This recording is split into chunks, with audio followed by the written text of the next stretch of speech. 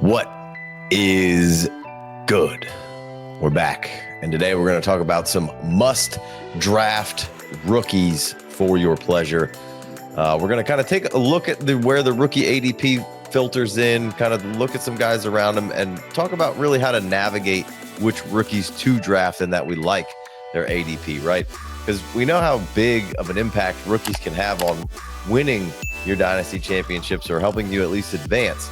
But it's, you got to figure out which one's the right one before they can help you advance, right? So we got a new set of ADP. We're going to go look at a bunch of rookies, single out a couple that we like, and look at all the other players around them and kind of say, smash or pass. So, Chev, how you doing, man? Hey, you know me, man. Any day on this side of dirt's a good one. That's right. And I'm not changing it.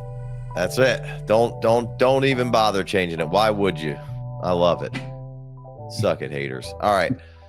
112 is the first rookie off the board. It's Genty. Warranted. I don't really have a problem with it. Not one we're going to settle in and talk a ton about.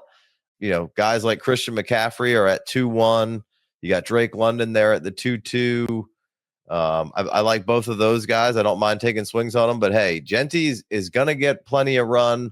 You could say, hey, we don't love the O-line. What about the O-line? Look, I think with the development of some of the players that they have and the guys that the head coach and the OC that they've brought in and the player that they have behind the offensive line, Geno and Genty, I think we can improve on that a little bit, right? And I think, volume is going to be king for a lot of running backs. Good pass catcher, excellent running back as a rookie, going to come out here and I think perform extremely well. I haven't pulled the trigger a ton at Genty there. I usually do click Derrick Henry or Christian McCaffrey, but those guys could be just as risky as taking Genty. I mean, yes, sure. They could be just as risky as taking Genty. The problem is, if you're talking about a Derrick Henry, you're talking about a guy who doesn't catch passes, but still manages to be elite. He's in one of the best offenses, and he's got the stranglehold on the inside the 5 attempts for as long as he chooses to put cleats on before accepting his gold jacket and induction into Canton. So if you want to take Ashton Genty because you think he's going to catch more passes, he does have that skill set. I'm fine with that. But I can't fault anybody if you say, cool, man, I would just rather take the guy that I know that if he's healthy, he's going to be good in Christian McCaffrey, or the guy that I know is going to score a ton of points as long as he's healthy in Derrick Henry. So, if you want to be tied to more in an elite, higher ceiling offense, sure. If you want to make the bet on just a singularity of a talent and a guy who could probably give you a rookie year close to what Saquon did, then take Ashton Genty. I mean, it's choose your own adventure. It's safer to take Derrick Henry and Christian McCaffrey. Christian McCaffrey. Yeah, I mean, I guess some would argue you don't feel safe taking Christian McCaffrey and it's make or break. But hey, anything can happen. McCaffrey looks good if he plays all 17. There's a really good chance he can elevate your team to another level that maybe those other guys don't, frankly, right? So anyway, let's keep it moving. Omarion Hampton's the next rookie off the board here. He comes in at 406, right? Brand nice new box where my J.K. Dobbins used to be. Brand new ADP here. FFD just came out, so fairly up to date here. Hampton coming in right there. I mean, Alvin Kamara would probably have to be off the board for me to take Omarion Hampton. But there is some other guys around there. The James Cooks of the world, Terry McLaurin, Devontae Adams. I mean, if George Kittle falls that far, I would love taking a swing on George Kittle, but he's a little above him. Guys below him are Mike Evans and DK Metcalf, Chuba. To me, this really comes down to how much Najee is recovered and healthy before the start of the season, because I do think Najee, if right, is going to be a thorn in the side of Omarion Hampton to really get off to a super fast start and get the reps for everyone to get behind him, for the team to get behind him and say, hey, we just got to keep feeding this guy, because I don't know, man, Najee just seems like a Harbaugh type of guy. Obviously, we've had some unfortunate circumstances take place, and we don't really know the extent of what Najee has going on. With sans Najee. I think they still use a plethora of guys to rotate in there and kind of fill sort of the role that they were going to give Najee. And there'll still be some split. But I think it just really opens the floodgates for Hampton to have a much easier path to nobody effing with his upside. So, you know, the lore between Najee Harris and Jim Harbaugh, he went out of his way to try to get Najee Harris to University of Michigan back in the day. Now he gets an opportunity to bring him into the building, and then he goes and lets somebody shoot him in the face with a Roman candle or whatever happened to where now he's just not able to practice and healing. And we take all that very seriously. We want Najee Harris to be healthy so that he can, be a very average NFL running back for us again. So with that being said, I'm not taking this very lightly that Omarion Hampton is handling all of the reps as far as, taking everything, being the workhorse. And I think that there's a chance that he just solidifies this role and never looks back. So I'm way more open to the possibility. We just did an episode on the Dynasty channel not too long ago where we said, hey man, I hadn't been clicking the button because it's going to be, making a long-term bet on a first-round pick. Running back is a good bet. But with Najee Harris there and, the usage, I just would rather click the button on other people. Now, we're in this range right here, and I'm pretty comfortable with this news. I'm pretty comfortable clicking the button here. You said it best when you said it early. Omarion Hampton would not be a selection for me if I had to choose between he and Alvin Kamara. Mm-hmm. Like that PPR, the pass catching upside that Alvin Kamara represents is just, it's too much to pass up. Right. And now, there's a target consolidation there as well. And so I'm cool clicking the button as long as Alvin Kamara is off the board. You could make the argument of, obviously the Chargers situation generally seems like it's going to be much better offensively than what is going to take place in New Orleans, right? Undoubtedly. Right. From top to bottom offensively, it seems like it could be a lot better. And we want good offenses. We want good running backs in good situations, good offenses or offenses we think are going to make a step forward. But with somebody like Alvin Kamara, the reason why it doesn't scare me as much is just because of the pass catching. Like they can be down 30 and Alvin Kamara could just be still getting so much work, right? I mean, he's going to crush if he's healthy. Right. I just wanted to touch on hey, he's in a shitty offense in the situation, and obviously Hampton's is going to be better. So that but the reason why that I'm still okay with turning a little bit more of a blind eye to that, right? Yes. Yeah. I agree. I have no qualms about it. I think we're in lockstep. Another guy, just real quick, that I would maybe have a question about would be Chuba.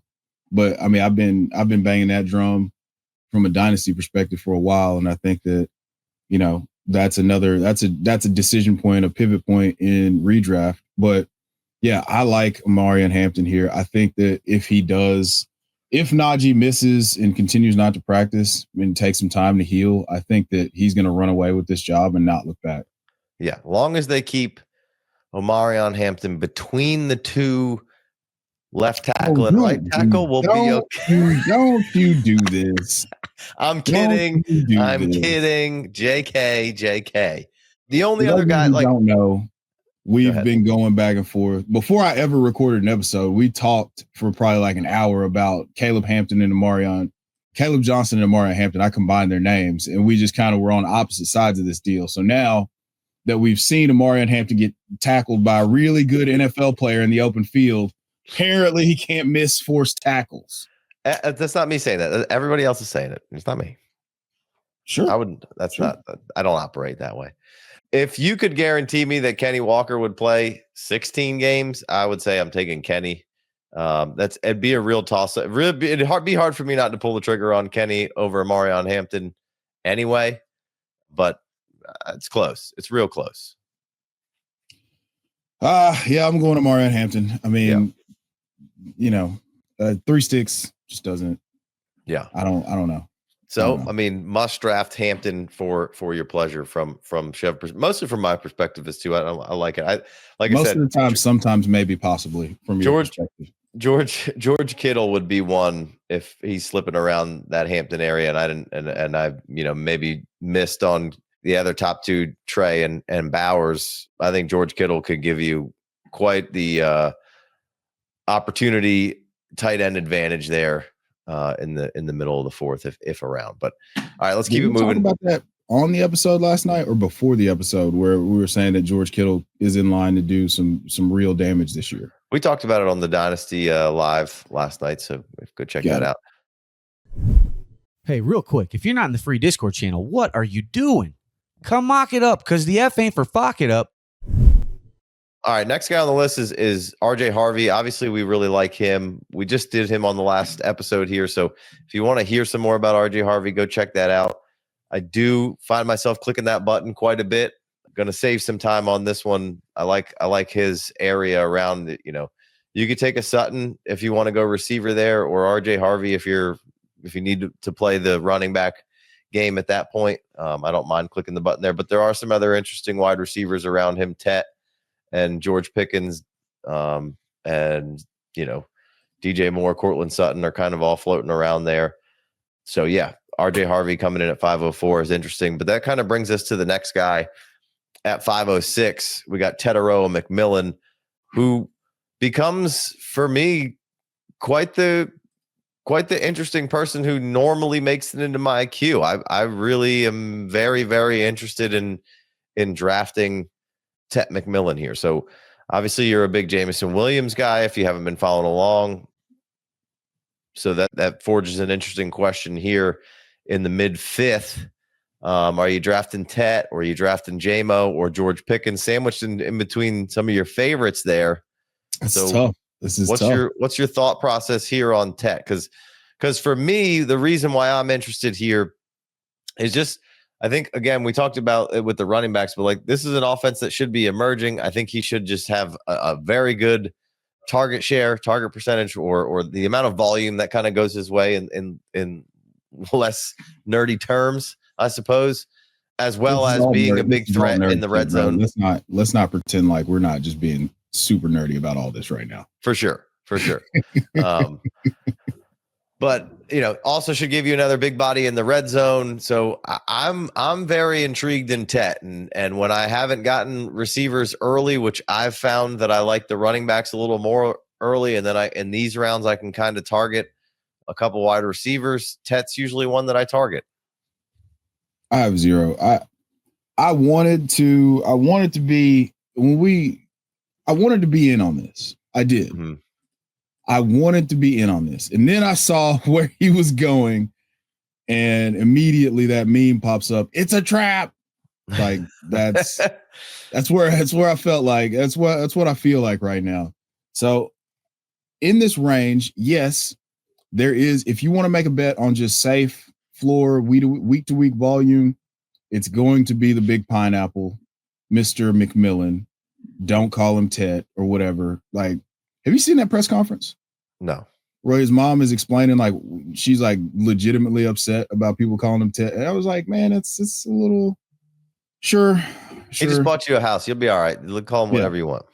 So I'm going to try not to call him whatever. I'm going to call him the big pineapple. But anyway, I'm taking Jameson Williams and George Pickens over him at this point. Just because I want the higher ceiling that I feel like comes with either one of those options. And I have less questions about the passing game, how effective it'll be, how efficient it'll be. And even if he's going to command 120, 130 targets, and those guys are a tougher bet to command that type of volume, I think the efficiency, the yards per target, the yards per route run will favor those guys, and they're going to have more opportunities to get into the end zone, because I do expect both of those offenses to be top 5 to top 10 this year. Yeah, I'll take Tet for sure over Pickens. JMO gets interesting. We got a big change. Obviously, Pickens is going to have a big change too. I like all three of those guys quite a bit, but I see myself pulling the trigger on Tet. So that's a must draft rookie there. I like him. What about this same range just outside? Devonta Smith or Tetairoa? Oh, Tet all day. Interesting. Two times on Sunday. Xavier Worthy, same thing? Yeah. Okay. All right. Sutton, yeah. Oh, Tet. I love Olave in the next round. Well, I mean, Olave is at the end of this round. He's at 5'11". Yeah, well, I see Olave be slipping into that 6 though. Yeah, I mean, he is going to slip into the 6 most likely because nobody has any hope. Yeah, the Bayou Browns are what I'm going to call the Saints this year. One sample with Rattler. Rattler peppered the hell out of him in that Chargers game. That was the only game that Chris Olave was good last year. Oh, get out of here! That's untrue. Literally true. No, it's not. We're not going to get into it right now. We could pull up the game log. He had like 15, 16 points. He was a wide receiver 10 once, and then it was bad. It was not. I promise you it was. Okay. All right, let's keep it moving.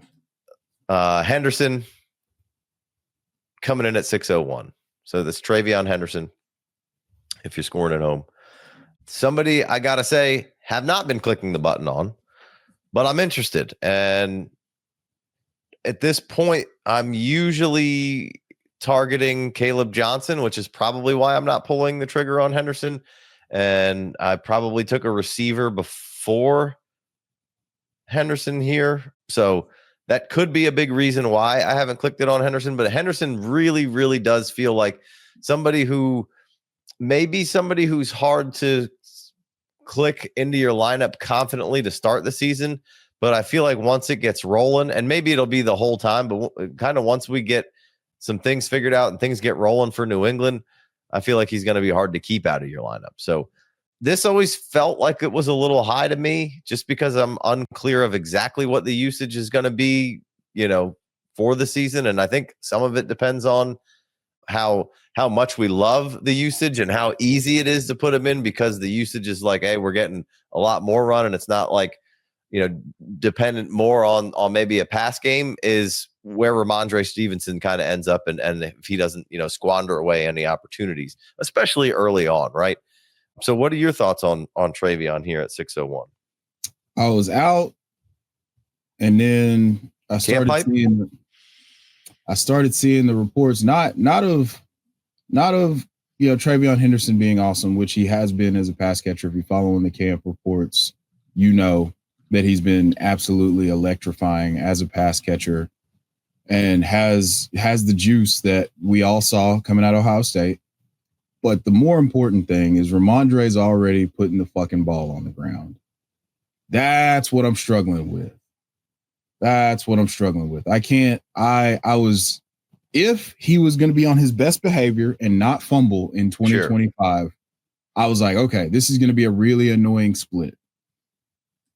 Travion Henderson did not have a fumble on 667 collegiate touches. And that means something to Vrabel. That means something to an offensive coordinator to know that they can put the ball in your gut, and then you're not going to give the other team the ball. So I'm a lot more open to this click than I was early on in the process. I'm not going to sit here and be like, well, Ramondre could still have a role. But if he's fumbling in camp, that's just putting him behind the 8 ball in terms of how Vrabel is going to deploy these guys, in my opinion. Yeah, I'm going to, I'll give you the benefit of the doubt here. You can mess up in camp some. I'm okay with that. We'll see, how that affects it kind of a little bit moving forward. And then really game one, how does that go? If it's wheels up for Ramondre, it's like, hey, we're going to play him until he screws this up. How long does it take? I don't know. Maybe it's not for a while.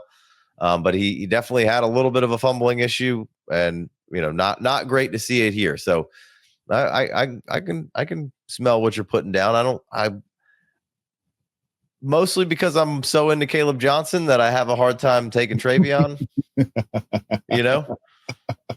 I mean, they're in very similar offensive situations, and you think Caleb's going to be the bell cow.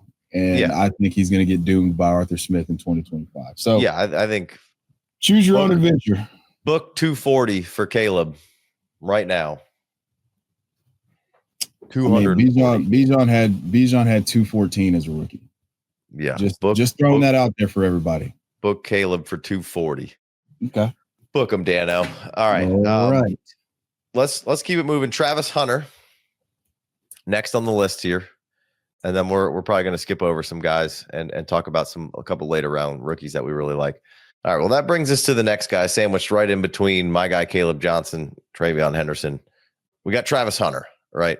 And we've been tough on Travis in the dynasty space here, coming with that 4th round price tag and a high rookie draft price tag. And we're not quite ready to pull the trigger on that, but redraft price tag, quite a bit more palatable here, right? There's some Calvin Ridley's around him, Montgomery, Sam Laporta, Olave, and Waddle. So there's some guys around Travis Hunter here. And now I will say I'm pretty much going to take Calvin Ridley 100 times out of 100 here. In as far as, just if you had a couple of redraft leagues, I would rather draft, Calvin Ridley instead, because I just happen to think Calvin Ridley is going to absolutely smash this year. But I get it. I can be down. I can be much more invested in a conversation about taking Travis Hunter at this current spot here. I think, honestly, if I was doing 100 best ball drafts, I would draft 50 of Travis Hunter and 50 of Calvin Ridley. I think they're both going to nuke. The question is, if I go with a wide receiver heavy build, do I take David Montgomery at that space right there? I feel like he's one of the most overlooked zero RB candidates, not even zero RB, just a guy who's a tremendous value and a great offense. Detroit was one of the most run heavy teams inside the 5-yard line last year. I don't think that's going to change in terms of their usage once they get close to the goal line. I think that what they do on a down in, down out basis, but that's not what we're talking about right now. We're talking about the 6th round. We're talking about Travis Hunter. We're talking about whether or not I click the button on him or David Montgomery right now, because I already said I'd split it. If I've already got 3 receivers or so and it's a start 3 wide receiver league, I could probably go with the depth with Travis again. If it's 2 wide receivers, I'm going to go with David Montgomery. So that's just kind of where I land. But I'm a lot more bullish on David Montgomery. I don't know where this notion is that Jahmyr Gibbs is just going to assume the majority of the workload. I think they're both RB1s. David Montgomery had 6 RB1 finishes, 6 top 10 finishes in 15 weeks last year. And he had 36 receptions, I believe, in 15 games. So he's catching the ball.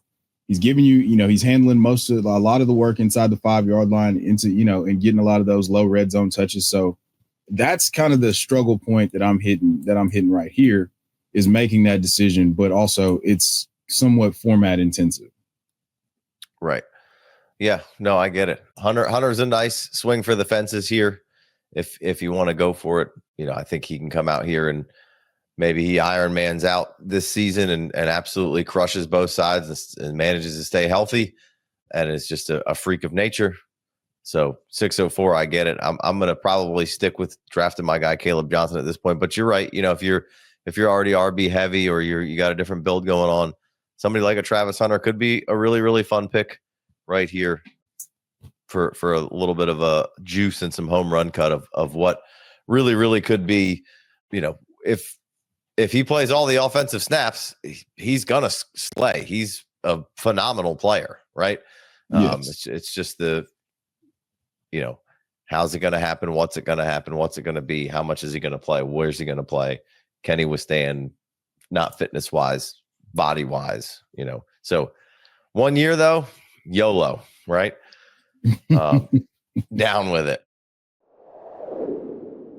If you're looking for more FFD, sign up for a Patreon or YouTube membership and get access to the ADP, Dynasty rankings, the rookie draft kit, and extra shows every week.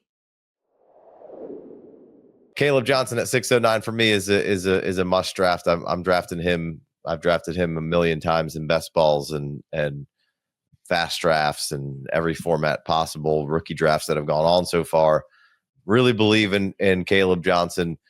I actually kind of like the situation, and I think Caleb's going to come right out here and be one of those rookies that you can lean on week in, week out give you nice floor production with potential ceiling of, that 18 to 20 points. Not every week, but I think that's certainly in the realm of possibilities. So this is a really fun stretch here, this 6th round with some good rookies. So a lot of opportunities for shenanigans, if you will. So it's kind of you can, like you said, Chev, it's kind of choose your own adventure. You got Henderson with like a Gibbs type of upside, of potential of what he could be. I'm not saying he is Gibbs or but like the usage, right? The hybrid kind of player. Let's get him involved in the pass game, and man, oh man, he can break him from anywhere and doesn't need to be heavily involved every week to make a big impact, right? Then you got Hunter, who's just kind of almost like Henderson, where it doesn't need to be really heavily involved every single week and still be decent, but there'd be some weeks where he probably is a whole lot heavier involved and really just takes your team over the top. And then I think Kaleb's going to be, fairly steady week in, week out, production wise. So, all right. You want to touch on Kaleb at all, or you want to shoot to a couple later round guys? I mean, Kaleb, that's your guy. So I wanted to give you the stage to shine. I mean, no, we're not going to do this episode with me, casting my aspersions on the character of Arthur Smith. We're not doing that this episode. So you guys, Kaleb Johnson, 609, no concerns, no regrets. If you know, we can move on. Yeah, I'm getting an Arthur Smith shirt for Chev. So one of these days you'll see him with an Arthur Smith shirt on. And I'll never wear it. You'll never see it on me. You'll have to superimpose it or do it in post. Here's a couple more rookies here that we're just going to kind of show you the ADP on. Is Scadabo's at 811. Golden at 902's gotten kind of interesting. Ibuka at 903. We talked about this maybe on the live show. I said Golden. You said Ibuka. For redraft. Ibuka for dynasty. Warren, the tight end at 905. Could be kind of fun. I don't want to rely on him though. I want to mix him with another guy. Jaden Higgins 906, Trey Harris 1007. He's been somebody who I definitely find myself clicking around on of a nice rookie shot a little later if I haven't had a couple rookies already. Loveland at 1010. And then here for me is an interesting 10.10. I got Loveland at. Sorry. Well, there's a couple things we don't need to skate by. We can't skate by these two. Trey Harris now, Keenan Allen signed with the Chargers today. That kind of puts a damper on the Keenan Allen excitement. And then Colston Loveland might be wheels up for Colston Loveland because, Cole Kmet went into the injury tent. I need to see what the final prognosis was on that, if it was just like a cramp or whatever, but it said he was visibly upset. So if we're going to get a full share of Colston Loveland, we got to change some stuff around. If he's going to be a full-time, not 12 personnel, but they're going to run 11 personnel and he's going to be the guy out there, we got to change some stuff around. Yeah. So I guess for me, I guess I was already putting him out there in 11 for the most part and just was kind of downgrading him because there is, 3 other weapons and a running back there of just, I want to figure it out week to week of what kind of where Loveland is as a rookie here. But I don't mind taking the shot on Warren or Harris, but I want another tight end, right? I don't want to have to play those guys as my week 1 starter in redraft, right? Yeah. There's no reason that you would make a bet and have Colston Loveland in your lineup as your starting tight end in week 1 in redraft, unless you just, you're related to Colston Loveland or the world's biggest Michigan fan. Sure. But I got 2 guys down here and you might throw a third in that's in between them. Jaydon Blue coming in at 1105, getting a lot of love right now. It's turning some heads, as they say in the reports, raising some eyebrows, whatever other analogy you can come up with. But, electric player can kind of give you some really good pass catching reps. Obviously, Javonte in the past has been a pretty good pass catcher. And really, I guess Miles Sanders too for the most part. But Blue seems like he could make his name. And I don't want to put he's obviously not Travion Henderson. Travion Henderson's awesome. But like just the kind of way we were talking about Travion Henderson a little bit and the usage feels like Blue, if not finding the big time role right away, like could find his way through usage like Travion Henderson. Does that make sense? Absolutely. So I was out on this at first because I wasn't too keen on what Jaydon Blue offered as a runner. Now we've gotten into the padded practices and you've seen, him step up the last few days with I believe Javonte Williams kind of getting some rest and Miles Sanders being sidelined with, I believe, a bone bruise. So he's been electrifying. And you saw that at Texas. You just didn't see the consistency. You knew he could catch passes. He caught a touchdown in the college football playoff on a wheel route. I think that this could be, there's two things that they've been searching for in Dallas for the last couple years. They've been searching for a replacement for Michael Gallup since they let him walk or cut him or did whatever. And they've been searching for a pass catcher, electric satellite guy since Tony Pollard his last year. Mm-hmm. And then they moved on and gave him the bell cow role after he broke his leg and it wasn't very good for a long time. And then he went back to being good again. So I think that Jaydon Blue could fill that Tony Pollard complement satellite back role with someone handling the inside, the tough yards, the early down work, if you will.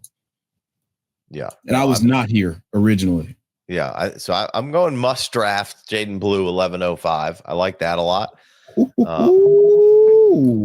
I think it's a good and this is one where you could, if you're, I know you're not a Javonte guy. I'm not necessarily saying I'm a Javonte guy. It just the running back position gets real ugly real fast after that like 7th round Swift, right?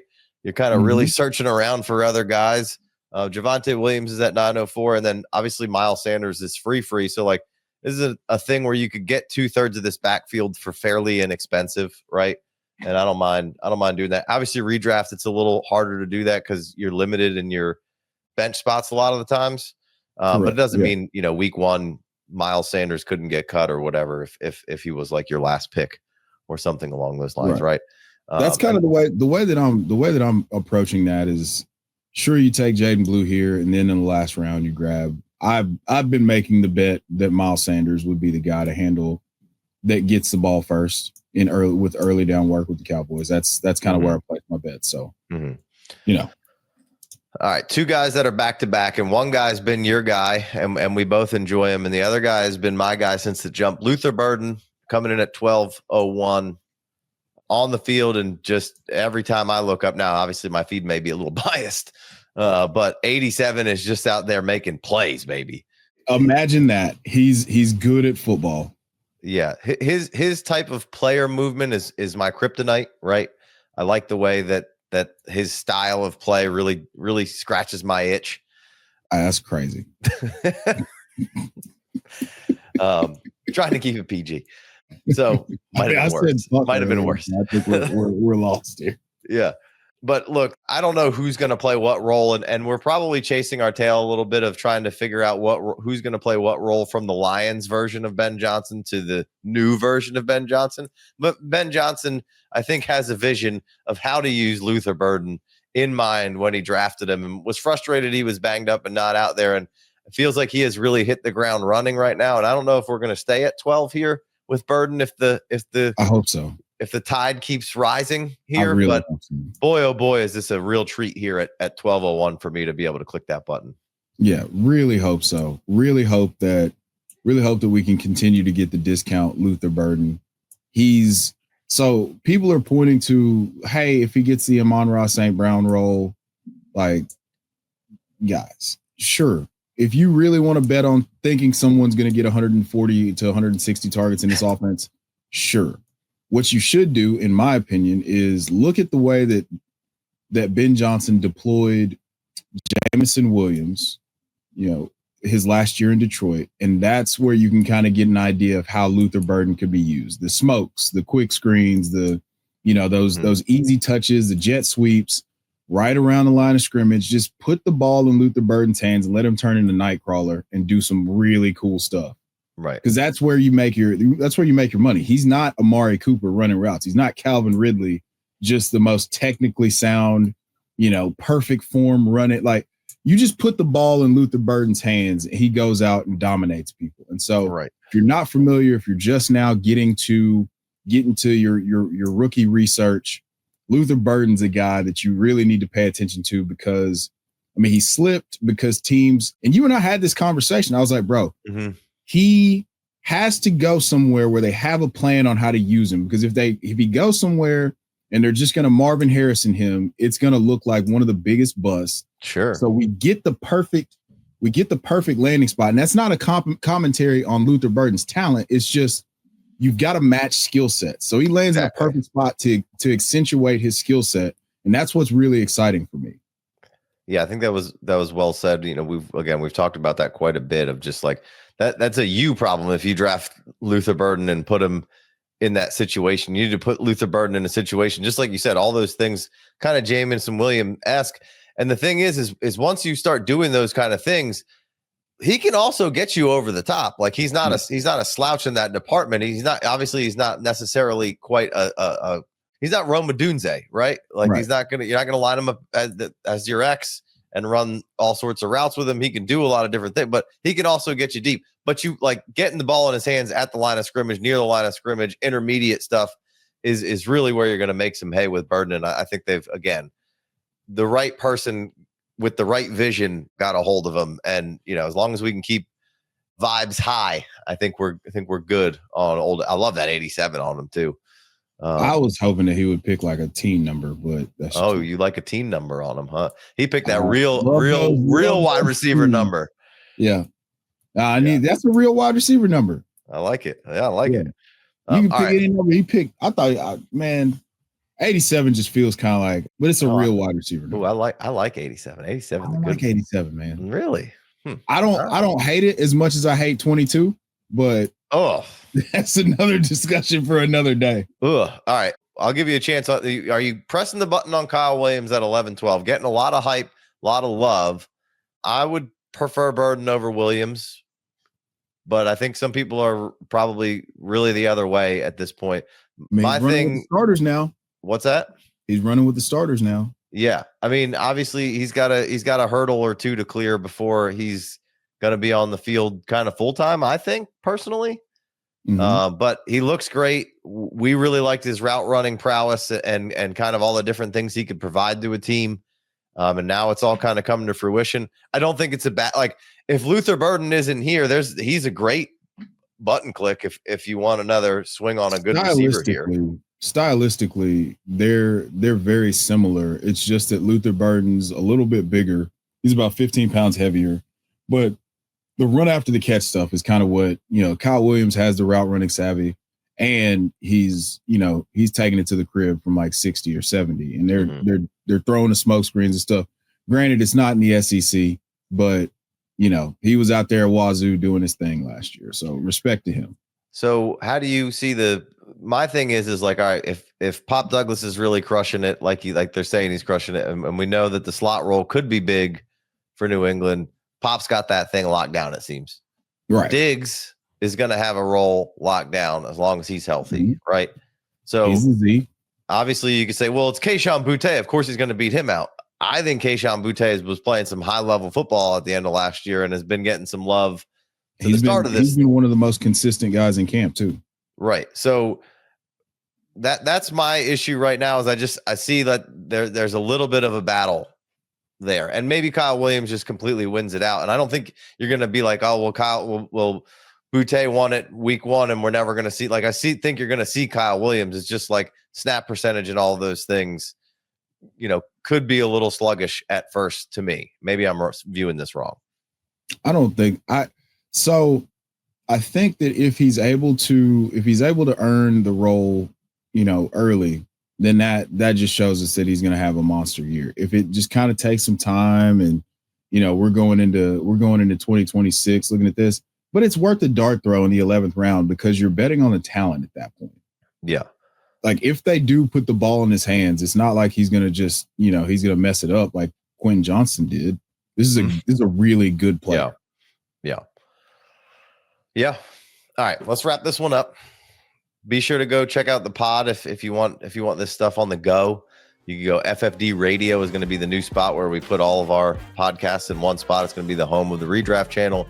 When Devy gets added, the football show will be on there. The Dynasty show will be on there. You can get everything in one space for that, but especially for the Redraft show, it'll be over there if you want it in podcast form. Make sure you go check that out. Obviously, Patreon, all that jazz. Chev, you got anything else for him? Close up shop? Well, as I always leave you, there's ball watchers and there's ball knowers. Assign yourselves accordingly. Till next time.